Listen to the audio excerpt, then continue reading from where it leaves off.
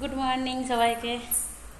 দেখো এখন নিচে যাচ্ছি, তোমাদের দাদা ভাই আর আমার মেয়ে বাজার গেছে 8:30 থেকে, এখনও আসেনি। আমার ভাত হয়ে গেছে, কখন যে আসবে কে জানে। এরা মনে হচ্ছে গোটা বাজার তুলে আনবে।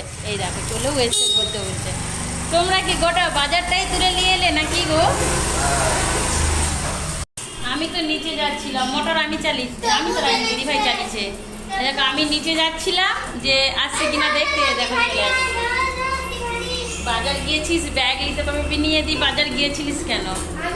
কিচ্ছু সবজি ছিল না বলেছিলাম তো, তাই জন্য তোমার দাদা ভাই ব্যাগ ভর্তি করে দুটা ব্যাগে করে বাজার নিয়ে এসে। চলো দেখাই আর কি মাছ।